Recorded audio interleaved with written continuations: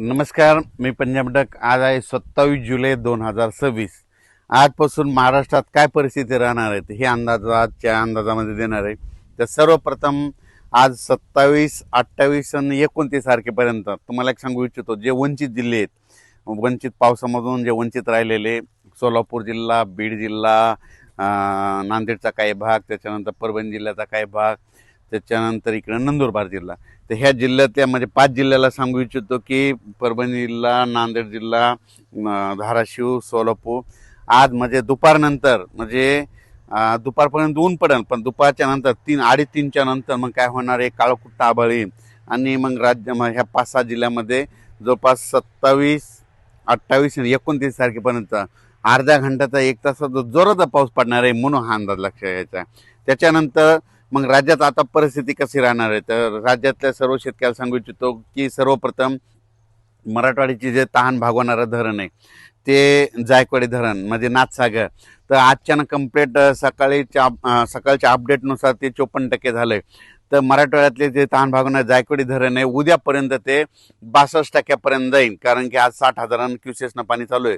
तर 62,000पर्यंत जाणार आहे, म्हणून हा अंदाज सर्व शेतकऱ्यांनी लक्षात घ्यायचा.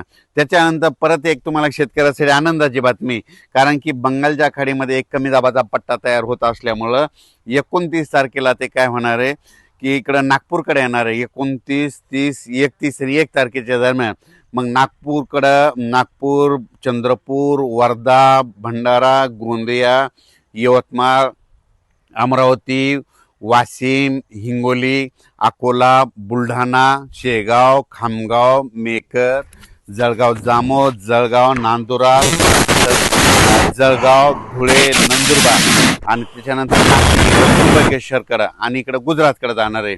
म्हणजे 30, 31 आणि 1 तारखेच्या दरम्यान ह्या पट्ट्यामध्ये जवळपास 10, 15, 16 जिल्ह्यामध्ये मात्र मुसळधार पाऊस पडणार आहे, म्हणून हा अंदाज लक्षात घ्यायचा. परत सांगतो मुसळधार पाऊस कसा पडणार आहे. नाशिक जिल्हा, नंदुरबार जिल्हा, धुळे जिल्हा, जळगाव जिल्हा, संभाजीनगरचा उत्तरेकडील भाग संभाजीनगर, त्याच्यानंतर जालना जिल्ह्याचा राजूर गणपतीच्या तिकडून जळगावपर्यंत म्हणजे जळगाव जिल्हा, जळगावपर्यंत, त्याच्यानंतर इकडं बुलढाणा जिल्हा पूर्ण, अकोला जिल्हा पूर्ण, अमरावती जिल्हा पूर्ण, त्याच्यानंतर इकडं नंदुरबार, आपलं नागपूर, भंडारा, गोंदिया, चंद्रपूर, यवतमाळ आणि वाशिम ह्या पट्ट्यामध्ये काय होणार आहे, मुसळधार पाऊस पडणार आहे. कारण की जे चक्रीवादळ मध्य प्रदेश आणि महाराष्ट्राच्या बांधीनं हे कमी दाबाचा पट्टा असा जाणार आहे आणि गुजरातमध्ये जाऊन मात्र धुमाकूळ घालणार आहे, म्हणून गुजरातच्या शेतकऱ्यांनी हे अंदाज लक्षात घ्यायचा. मध्य प्रदेशच्या बुरहानपूर खांडवा शेतकऱ्यांनी अंदाज लक्षात घ्यायचा. त्याच्यानंतर तिकडं पाऊस पडत असल्यामुळे जे बुलढाणा जिल्ह्यातले कॅचमेंट एरियातले जे छोटे छोटे धरण आहेत त्या धरणात तलावात पाणी येणार आहे. बुलढाणा जिल्ह्यासाठी आनंदाची बातमी. अकोला जिल्हा, अमरावती जिल्हा, वर्धा जिल्हा, भंडारा जिल्हा, संपूर्ण जिल्ह्यासाठी आनंदाची बातमी. पण ते तिकडं पाऊस पडत असल्यामुळे परभणी जिल्हा, नांदेड जिल्हा, त्याच्यानंतर लातूर जिल्हा, धाराशिव जिल्हा, बीड जिल्हा आणि जालना जिल्ह्यात इकडं देखील काय होणार आहे, म्हणजे ह्या 3 दिवसात म्हणजे 27, 28, 29 पाऊस पडणार आहे. पण 30, 31 आणि 1 तारखेच्या दरम्यान परभणी, हिंगोली, नांदेड, लातूर, धाराशिव, बीड आणि संभाजीनगर जिल्ह्यात देखील जोराचा पाऊस पडणार आहे, म्हणून हे परभणी जिल्ह्यातल्या शेतकऱ्यांसाठी आनंदाची बातमी. त्याच्यामुळं अहिल्यानगर जिल्ह्याला देखील पाऊस पडणार आहे, म्हणून अहिल्यानगर जिल्ह्यासाठी आनंदाची बातमी. त्याच्यानंतर इकडं पश्चिम महाराष्ट्रामध्ये सोलापूर, सांगली, सातारा, कोल्हापूर तिकडे सरी मात्र त्या चालूच राहते आणि कोकणपट्टी घाटमध्येचा पाऊस चालू राहील. पुण्याला देखील चालूच पाऊस राहील. त्याच्यानंतर मुंबई इगतपुरीकडे देखील चांगला पाऊस पडणार आहे. संगमनेर, अकोले पडणार आहे. उजर, गणपती तिकडे देखील पाऊस पडणार आहे, म्हणून हा अंदाज लक्षात घ्यायचा. राज्यात परत आता हे ना नाशिककडे पुन्हा आता हे पाऊस तिकडे जात असल्यामुळं 30, 31 आणि 1 ऑगस्ट, 30, 31 जुलै आणि 1 ऑगस्टच्या दरम्यान नाशिककडे उत्तर भागाकडे पाऊस पडणार आहे. म्हणजे मालेगाव, नाशिक, तिकडं त्र्यंबकेश्वर, दिंडोरी, सुरत पट्ट्यात त्या तिकडे पाऊस पडणार आहे. म्हणून परत एकदा त्या नांदूर, मधनेश्वर, गंगापूर धरणामध्ये कॅचमेंट एरियामध्ये पाऊस पडल्यामुळे पुन्हा गोदावरी नदीला पुन्हा पाण्यात आहे. मग तो नंतर काय होणार आहे, 20,000 क्युसेसनं पुन्हा काय होईल, पाणी गोदावरी नदीत म्हणजे 3 ऑगस्ट 4 आणि 5 ऑगस्टच्या दरम्यान येणार. 20,000 क्युसेसनं जर पाणी आलं तर ते जवळपास 6 TMC वाढणार. मग 6 TMC तर आता उद्यापर्यंत हे नाथसागर 62 TMC होणार आहे.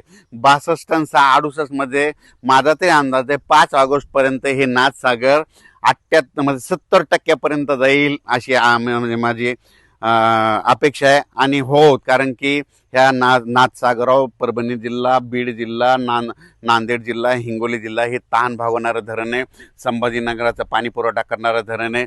संपूर्ण MIDCचा देखील याच्यावर चालतंय. म्हणून 70% ह्या जवळ 5 ऑगस्टपर्यंत येईल, म्हणून सर्व शेतकऱ्यासाठी आनंदाची बातमी. त्यानंतर सगळ्यात महत्त्वाचं इकडं मोहोळ तालुका आहे. तिकडे आमचे मित्र आहेत सोलापूर जिल्ह्यातले.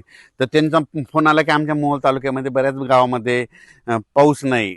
मसले चौधरी त्या बरेच भाग असे वंचित आहेत. त्या शेतकऱ्याला सांगू इच्छितो की आज दुपारच्या नंतर मोहोळ तालुका, पंढरपूर, तिकडं सोलापूर जिल्ह्यामध्ये, इकडं मंद्रुप त्या परिसरामध्ये चांगला पाऊस पडणार आहे.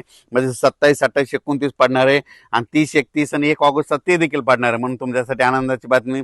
धाराशिव जिल्हा, इकडे कडा, आष्टी, बीड तिकडं देखील चांगला पाऊस पडणार आहे. इकडे बालमटाकडे त्या परिसरात देखील चांगला पाऊस पडणार आहे. त्याच्यानंतर आतापर्यंत तुम्हाला सांगतो जे वंचित छोटे छोटे तळे आहेत तर ते देखील ह्या पावसामध्ये बऱ्याच म्हणजे आता स्पीड जोरात राहणार आहे. त्याच्यामुळे ह्या पावसात देखील ते तळे भरणार आहे. आणि जालना जिल्ह्यातले जे भोकरदन, सिल्लोड, निल्लोड, त्याच्यानंतर जाफराबाद, राजूर, सिंदखेड राजा, धाड ह्या परिसरातल्या शेतकऱ्याचे फोन आले. इकडं सोयगाव, तिकडं मिरचीचं क्षेत्र आहे. मिरचीच्या क्षेत्रामध्ये त्यांनी काय केलं, उन्हाळ्यातलं विहिरीतलं पाणी संपूर्ण उपसा केलेला आहे. आता विहिरीला पाणी नाही. त्यांच्यासाठी सगळ्यात आनंदाची बातमी, तुमच्या इकडं आता हे उद्याचा पाऊस म्हणजे आज उद्या 27, 28ला तर पडणारच आहे 29 पर्यंत, पण 30, 31 जुलै आणि 1 ऑगस्टच्या दरम्यान तुमच्या ह्या जालना जिल्ह्याच्या त्या परिसरामध्ये चांगला पाऊस पडणार आहे. छोटे छोटे ओढे नाल्याला देखील पाणी येणार आहे. म्हणून हा अंदाज त्यांनी लक्षात घ्यायचा. तुमच्या इरीला देखील पाणी येणार आहे. पण तुम्हाला सांगतो काही चिंता करू नका, कारण की ऑगस्टमध्ये 15 ऑगस्ट ते 30 ऑगस्टच्या दरम्यान परत एक असं मोठं चक्रीवादळ येणार आहे आणि ते मात्र इकडून तेलंगणातून इकडे उत्तर महाराष्ट्राकडे जाईल. त्यावेळेस मात्र सगळ्या महाराष्ट्रात चांगला पाऊस पडणार आहे आणि सप्टेंबर ऑक्टोबरमध्ये मात्र परतीचा पाऊस धुमाकूळ घालणार आहे. म्हणजे जवळपास सगळे तळ्याला पाणी येणार आहे. आणि उजनी धरण एक सांगू इच्छितो, आजच्यानं जवळपास 85% पुढे गेलेले, ते देखील 100% भरणार आहे. म्हणून उजनीच्या लाभ शेतकऱ्यासाठी आनंदाची बातमी, म्हणून हे देखील लक्षात घ्यायचं. ऑगस्ट, सप्टेंबर, ऑक्टोबरच्या दरम्यान काय होणार आहे, परत एका पाठोपाठ एक लो प्रेशर तयार होणार आहे. ते लो प्रेशर तयार झाल्याच्या नंतर काय होणार आहे, मग जवळपास सगळ्या महाराष्ट्रातले जे छोटे छोटे तळे पाणी साठ्याचे त्याच्यात पाणी येणार आहे. म्हणून काही चिंता करू नये. सप्टेंबर, ऑक्टोबर परतीचा पाऊस चांगला पडणार आहे. आणि नोव्हेंबरमध्ये 1, 2, 3 नोव्हेंबरला एकदा पाऊस येईल आणि 13 नोव्हेंबरला थंडी येणार आहे. म्हणून अंदाज लक्षायचा. अचानक वातावरण बदल झाला तर उद्या एक लगेच मेसेज दिला जाईल. पण आज देखील म्हणजे आज देखील 27 जुलै, 28 जुलै आणि 29 जुलैच्या दरम्यान दुपारपर्यंत ऊन पडेल आणि दुपारच्या नंतर जोराचा पाऊस पडणार आहे. म्हणून अंदाज लक्षात घ्यायचा. धन्यवाद.